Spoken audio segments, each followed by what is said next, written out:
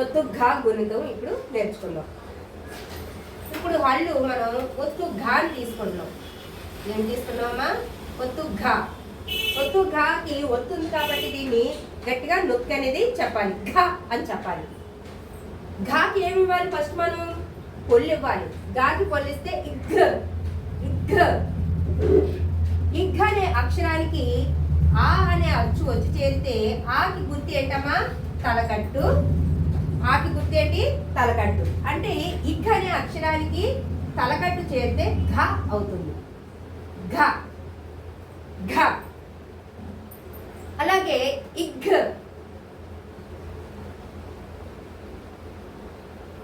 ఇఘ్ అనే హల్లుకి ఆ అనే అచ్చు వచ్చి చేరితే ఆ యొక్క గుర్తు దీర్ఘం. ఆ యొక్క గుర్తు ఏంటమ్మా? దీర్ఘం. దీర్ఘం వచ్చి చేరితే ఏమవుతుంది? ఘాకి దీర్ఘం ఇస్తే ఘా అవుతుంది. ఘాకి దీర్ఘం ఇస్తే ఘా అవుతుంది. ఓకేనా? నెక్స్ట్ ఇఘ్ అనే హల్లుకి ఈ అనే అచ్చు వచ్చి చేరితే ఈ యొక్క గుర్తు గుడి. ఈ యొక్క గుర్తు ఏంటమ్మా? గుడి. ఏమవుతుంది ఇక్కడ? ఘాకి గుడిస్తే ఘి అవుతుంది. ఘాకి గుడిస్తే ఘి అవుతుంది. ఘాకి గుడిస్తే ఘి అవుతుంది. అలాగే ఇఘ్. ఇఘ్ అనే అక్షరానికి ఈ అనే అచ్చు వచ్చి చేరితే ఈ యొక్క గుర్తు గుడి దీర్ఘం. ఈ ఒక గుర్తు గుడి దీర్ఘం. అంటే ఘాకి గుడి దీర్ఘం ఇస్తే ఘీ. ఘాకి గుడి దీర్ఘం ఇస్తే ఘీ. నెక్స్ట్ ఇఘ్. ఇఘ్ అనే అక్షరానికి ఊ అనే అచ్చు వచ్చి చేరితే ఊ అనే అచ్చు వచ్చి చేరితే ఊ యొక్క గుర్తు కొమ్ము. ఊ యొక్క గుర్తు ఏంటమ్మా? కొమ్ము. అంటే ఘాకి కొమ్మిస్తే ఘు. ఘాకి కొమ్మిస్తే ఘు. నెక్స్ట్ ఇఘ్ అనే అక్షరానికి హల్లుకి ఊ. ఊ అనే అచ్చు వచ్చి చేరితే ఊ యొక్క గుర్తు కొమ్ము దీర్ఘం. కొమ్ము దీర్ఘం. అంటే ఘాకి కొమ్ము దీర్ఘం ఇస్తే ఘూ. ఘాకి కొమ్ము దీర్ఘం ఇస్తే ఘూ అవుతుంది. నెక్స్ట్ ఇఘ్ అనే అక్షరానికి హల్లుకి అరు అనే అచ్చు వచ్చి చేరితే అరు అనే అచ్చు వచ్చి చేరితే అరు యొక్క గుర్తు రుత్వం. అరు యొక్క గుర్తు ఏంటమ్మా? రుత్వం. ఏమవుతుంది? ఘాకి రుత్వం ఇస్తే ఘృ. ఘాకి రుత్వం ఇస్తే ఘృ అవుతుంది. నెక్స్ట్ ఇఘ్. ఇఘ్ అనే అక్షరానికి అరు అనే అచ్చు వచ్చి చేరితే అరు యొక్క గుర్తు రుత్వ దీర్ఘం. అరు యొక్క గుర్తు ఏంటమ్మా? రుత్వ దీర్ఘం. అరు యొక్క గుర్తు రుత్వ దీర్ఘం. ఇప్పుడు ఏమిటవుతుంది? ఘాకి రుత్వ దీర్ఘం ఇస్తే ఘృ అవుతుంది. ఘాకి రుత్వ దీర్ఘం ఇస్తే ఘృ అవుతుంది. ఇఘ్ అనే హల్లుకి ఏ అనే అచ్చు వచ్చి చేరితే ఏ యొక్క గుర్తు యత్వం.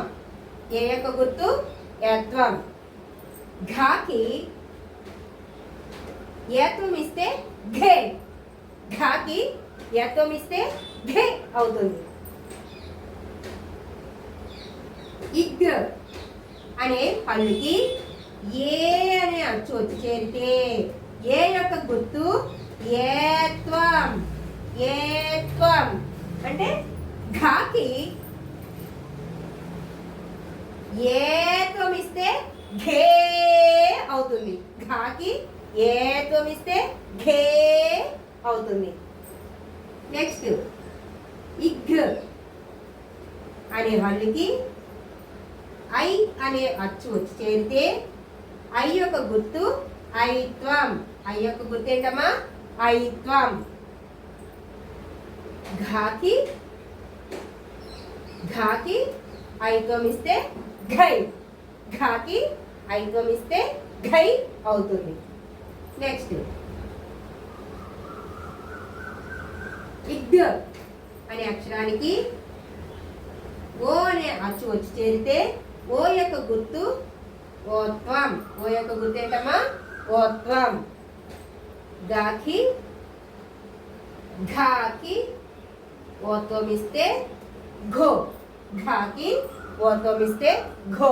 ఈ ఓత్వం అన్నది కొమ్ము దగ్గర పెడతాం కాబట్టి జీరో తిన్నగా తలకట్టు కంపల్సరిగా ఉండాలి. నెక్స్ట్ ఘ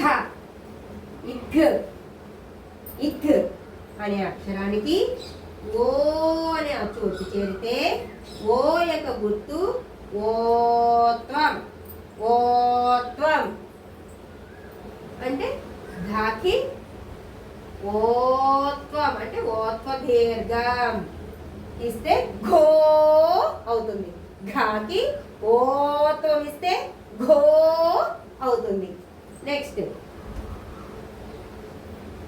ఇగ్ అనే అక్షరానికి హల్లుకి ఔ అనే అచ్చు వచ్చి చేరితే ఔ యొక్క గుర్తు ఔత్వం.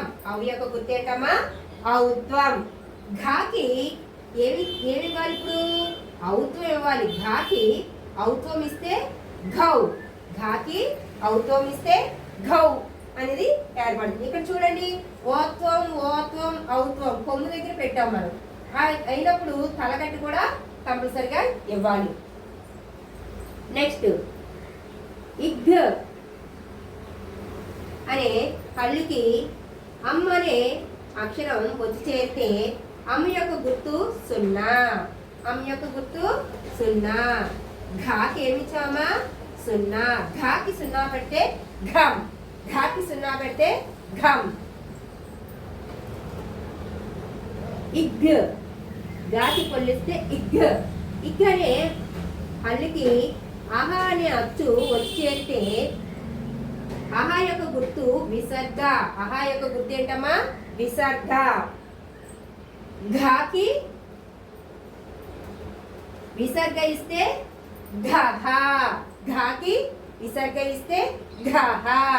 ఈ విధంగా ఒత్తు ఘ మీద ఈ గుర్తులు గుణింతం గుర్తులు వచ్చి చేరడం వల్ల ఒత్తు ఘ గుణింతం అనేది మనకి ఏర్పడింది. ఇది ఒత్తు ఘ గుణింతం. ఒకసారి చూడండమ్మా. ఘాకి తల కట్టిస్తే ఘ. ఘాకి దీర్ఘం ఇస్తే ఘా. ఘాకి గుడిస్తే ఘి. ఘాకి గుడి దీర్ఘం ఇస్తే ఘీ. ఘాకి కొమ్మిస్తే ఘు. ఘాకి కొమ్ము దీర్ఘం ఇస్తే ఘూ. ఘాకి ఋత్వం ఇస్తే ఘృ. ఘాకి ఋతు దీర్ఘం ఇస్తే ఘృ. ఘాకి యాత్వం ఇస్తే ఘే. ఘాకి యాతు దీర్ఘం ఇస్తే ఘే. ఘాకి ఐత్వం ఇస్తే ఘై. ఘాకి ఓత్వం ఇస్తే ఘో. ఘాకి ఓత్వం దీర్ఘం ఇస్తే ఘో. ఘాకి ఔత్వం ఇస్తే ఘౌ. ఘాకి 0 పెడితే ఘం. ఘాకి విసర్గ ఇస్తే ఘహ. ఈ విధంగా ఒత్తు గాగురంతం అయిందమ్మా. ఈరోజు మనం గాగురంతం ఒత్తు గాగురంతం నేర్చుకున్నాం కదా.